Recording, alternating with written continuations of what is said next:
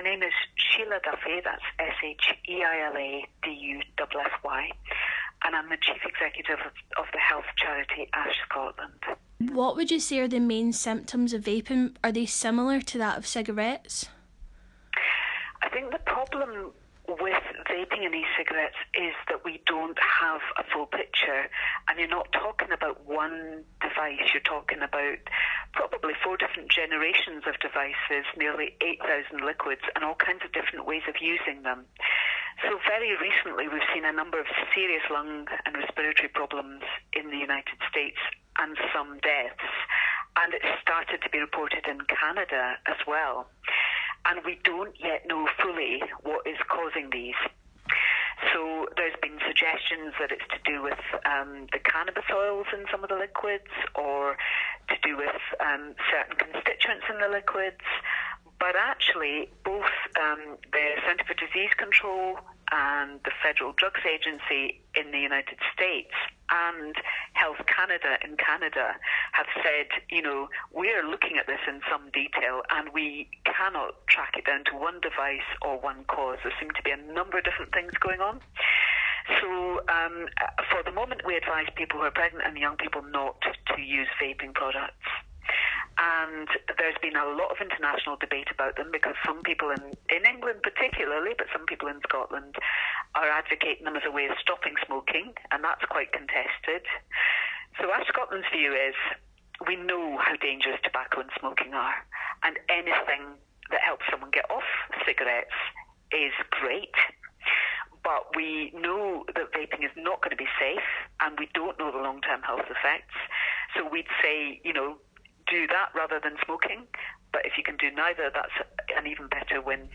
Last I heard, there are 41 countries that have banned vaping products and e-cigarettes.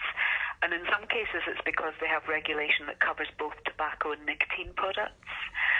But we took a decision that we weren't sure that complete bans and prohibition on products work. So we haven't called for a ban on tobacco, even though it's really, really harmful, and we haven't called for a ban on e-cigarettes because they were here and people were using them. But what we favour is strong regulation to put them out of sight, to stop the companies pushing them to children and young people, to make sure that they are taxed and are expensive so that people don't get into them, and just to keep an eye on what's happening with them, because there are just lots of question marks at the moment. So a lot of vaping companies marketed their products as being a better alternative to smoking, something that was safer to consume. Do you think they truly did believe that vaping would be a healthier option?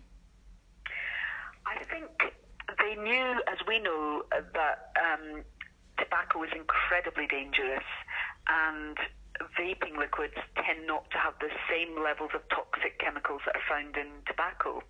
But they're very, very careful about what they say. So they don't say they're safe.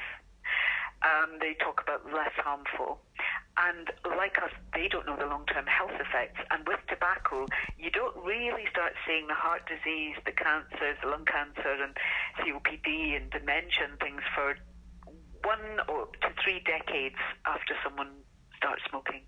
So it tends to be coming through in people in their 50s, 60s, 70s, even though they started when they were younger. And I think that's a big concern, is it could be a real ticking time bomb.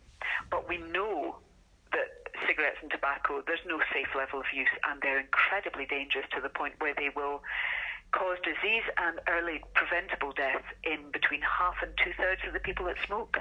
So I think we have to absolutely focus on getting people off tobacco. And these companies who are talking about harm reduction don't do that. They're still pushing cigarettes in countries that don't have the regulation that we have.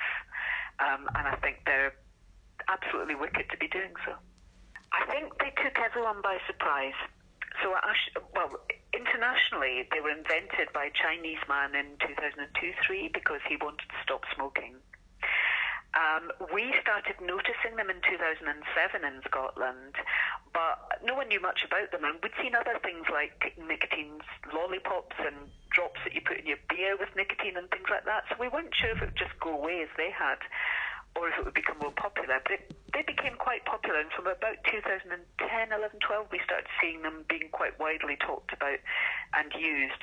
So that that's kind of emerged. Now, the researchers, when they get involved, they have to get funding to do research, they have to plan it, they have to go through the writing up and peer review process.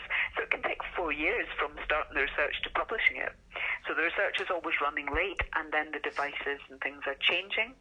But what interests me is that the guy, Hon Lik, who invented them to stop smoking, is now using both cigarettes and vaping, and working for a tobacco company, a UK conglomerate, multinational tobacco company. And we know from research that we have that if you're using both, you don't really get any health benefit or harm reduction. You have to completely quit tobacco to even get harm reduction at all. So I think we need to encourage people to see the harm reduction spectrum as a wide one that ends with fresh air and move as far as they can away from the stuff that we know is the most harmful. Would you say that vaping is just as addictive as cigarettes? I think it's hard to answer the question of how addictive vaping is, because in the United States they don't have the regulations that we have on the amount of nicotine in liquids, and it's been highly addictive, and they've seen massive surges in young people using Juul and other vaping devices because of that massive nicotine hit. So it's more restricted here, and sometimes people who are trying to cut down will kind of reduce the amount of nicotine in the liquids they're using. But I think we can't be complacent, because we know that the tobacco companies engineered and re-engineered cigarettes to be as addictive as possible, even to the point of putting asbestos in the filters and spraying the cigarette paper with ammonia to freebase the nicotine. So there's no reason why they wouldn't adapt e-cigarettes to make them addictive. So I think it's one that's hard to answer, but we definitely need to keep watching. So cigarettes aside, what do you think should be done to combat vape-related illness? I think we need to collect information, and we need people to be aware and report anything that they're concerned about to their doctor, because there is a yellow card scheme, and that means the doctor can tell the central authorities, people are saying this, they think it's this, and they kind of build a picture from those reports. I think we need to absolutely stay on top of the research evidence, and there's been 3 international studies. Public Health England's very optimistic about e-cigarettes, but the other 2 from the National Academy of Science, Engineering and Medicine in the States and a government agency in Australia were quite cautious. So I think we absolutely need to stay on top of it, and I think we absolutely must regulate advertising, and Scotland plans to consult on that for Scotland towards the end of this year. So last question, do you think in some ways people have been missold on vaping? So that obviously a lot of people have quit cigarettes and changed straight to vaping, and although it is a healthier option, well, a safer option, we assume, do you think in some ways people have been missold to think that they can smoke them and they're going to have 0 side effects? I would never describe e-cigarettes and vaping as healthier or safer. I would describe them as less harmful than what we know at the moment. But I think the problem is that the companies have really made a lot of noise about how great they are and how, they get you off tobacco and so on. If you are still using tobacco, you're not really getting any benefit. And I think we have to be careful of the salesmen, because these companies are out for profit. They're not out for health. And we know from tobacco that the companies will put their profit ahead of the health of their consumers.